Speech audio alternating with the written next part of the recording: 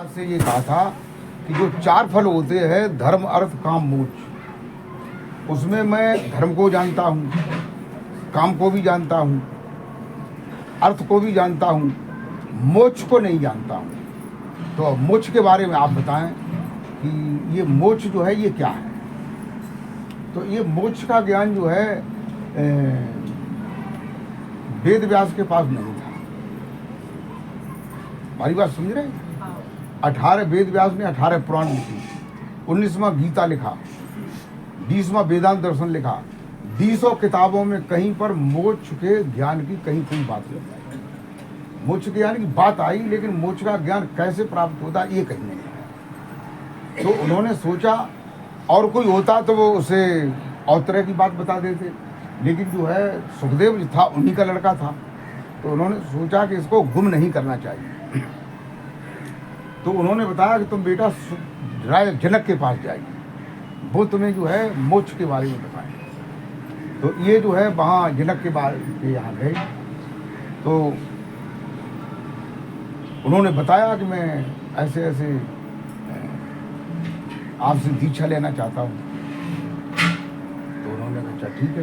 तो उन्होंने 2 सिपाहियों को बुलाया और एक कटोरे में, बड़ा सा कटोरा था, उसमें तेल भर दिया, कड़ुआ तेल, बिल्कुल किनारी के बराबर, और दोनों हाथों में रख दिया और दोनों सिपाहियों से कहा नंगी तलवार निकाल लो और इनको ले जाइए गांव के चारों तरफ घुमा लाइए इन्हें, और कहीं भी एक भी तेल की बूंद जमीन में न गिर जाए।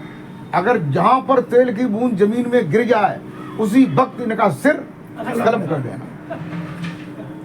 तो सुखदेव को भी ये भय हुआ कि सरकलम हो जाएगा। तो अब बताइए वो क्या काम करेगा?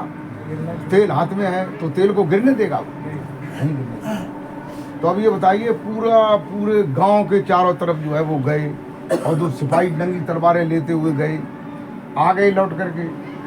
फिर जो है जनक ने पूछा कि ये बताइए कि आप पूरा गांव घूम आए? कि हाँ घूम आए। कि तुमने गांव में क्या देखा? कि कुछ नहीं देखा। कि कुछ नहीं देखा? कि हाँ कुछ नहीं देखा। फिर तुमने क्या देखा? कि मैं ये देख रहा था कोई बूंद न गिर जाए। ठीक है, ये देख रहा था कोई बूंद न गिर जाए। तो इसका मतलब क्या था? उनका ध्यान जो है बूंद न गिर जाने पर केंद्रित था। ठीक है?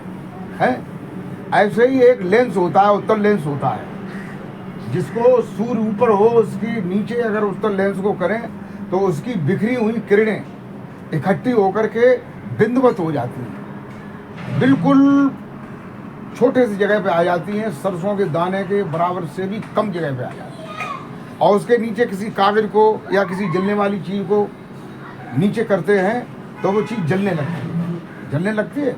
ऐसा आप लोगों ने देखा? हाँ। तो ऐसे ही जो तुम्हारी सुरती है, उस सुरती को आप सरसों के दाने के बराबर इतने बीच में चारों ओर से समेट करके करिए। ठीक है? अभी हम इशारा करेंगे और आप लोग जो है अपनी सुरती को उतने बीच में केंद्रित करिए। हाँ, आसन पर बैठ जाइए, अपनी आंखें बंद कर दो।